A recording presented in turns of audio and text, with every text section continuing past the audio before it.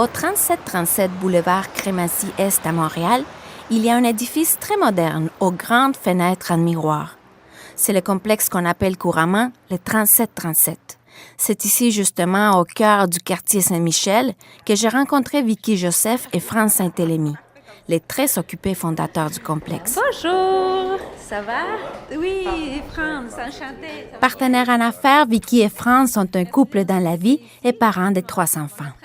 De nature souriante et sereine, ces entrepreneurs croient dur comme fer que leurs projets en marche au 3737 ont le pouvoir de changer le visage de Saint-Michel et même les mentalités. Cet espace, le 3737 Crémazie-Est, vous l'avez fondé. C'est quoi? Oui, en fait, le 3737 Crémazie-Est, c'est un incubateur-accélérateur, mais vraiment qui est spécialisé dans la diversité, dans les communautés culturelles. Alors, on a voulu créer un espace qui est favorable au développement de l'entrepreneuriat dans les communautés culturelles, principalement chez les Haïtiens ici dans Saint-Michel et aussi la communauté maghrébine. Mais finalement, on a de toutes les cultures.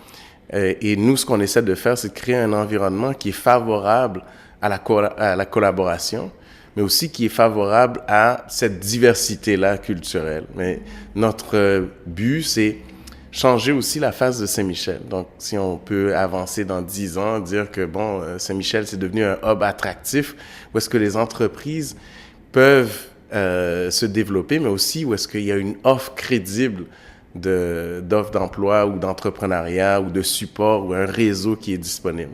Donc, c'est de là qu'on est parti avec l'idée de faire quelque chose de différent. Et jusqu'à maintenant, ils sont réussis. Le 3737 héberge des entreprises qui vendent des services financiers et du design de mode aux services comptables et d'avocats en passant par la rénovation résidentielle et commerciale et la conception des produits technologiques.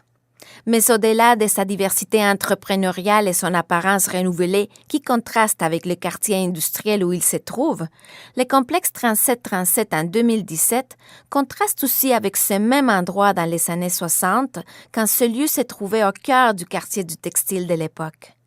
Maintenant, le 3737, c'est symbolique parce que dans les années 60, la première vague d'immigration haïtienne, elle était une vague plus ou moins intellectuelle. La deuxième vague était plus ou moins ouvrière. Dans les années 60-70, c'est vraiment une vague ouvrière. Et à un certain moment donné, le 3737, c'était l'endroit qui engageait le plus d'Haïtiens sur l'île de Montréal. Cet endroit, physiquement, c'est ici même? Oui, c'était une manufacture de textile. En fait, le 3737, c'était le centre du textile du Canada.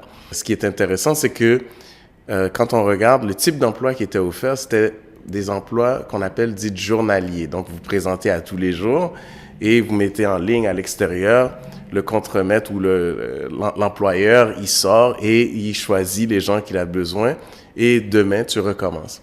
Donc, c'est aussi symbolique que maintenant, le 3737, on crée des emplois à haute valeur ajoutée, des ingénieurs, des avocats, des comptables, mais aussi des designers, des gens créatifs.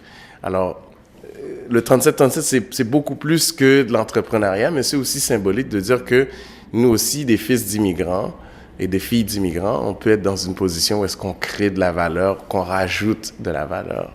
Pour France et Vicky, c'était important de créer un endroit où les filles et les fils d'immigrants puissent générer de la richesse. Vicky Joseph croit que cette richesse va bien au-delà de l'argent et elle passe par l'excellence qui, à son avis, peut être porteuse d'espoir et d'avenir.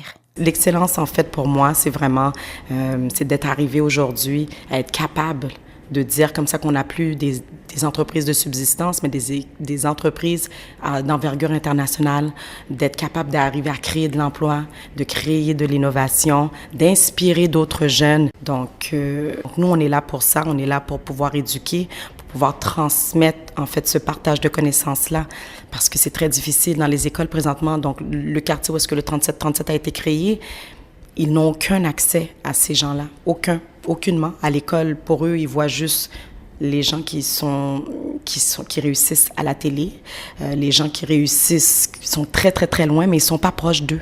L'excellence est aussi le nom qui porte une campagne lancée sur plusieurs plateformes sur Internet au mois de novembre dernier par des femmes et des hommes d'affaires des minorités visibles. Les instigateurs du projet occupent tous des postes de hauts dirigeants dans des compagnies ou des instances reconnues de la province du Québec. France Saint-Élémy et Vicky Joseph en font partie.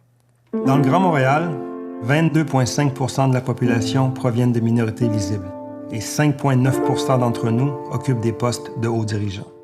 Vicky et France croient que la campagne Excellence est une autre manière de faire avancer leurs objectifs. Tout comme le complexe 3737 et leur nouveau magazine Black is Beautiful, la campagne Excellence vise à mettre de l'avant des personnes courageuses et travaillantes pour qu'elles deviennent visibles, accessibles et surtout inspirantes. Ensemble, nous participons au rayonnement du Québec et du Canada à l'international. Il est temps de célébrer et de reconnaître cette réalité qui change le visage des affaires au Québec. Avec de la conviction et de la bonne volonté, il est possible d'arriver à la hauteur de nos ambitions et de compétitionner avec les meilleurs. Pour atteindre l'excellence, n'oubliez jamais de rêver et de persévérer. Paloma Martinez, Radio-Canada, Montréal.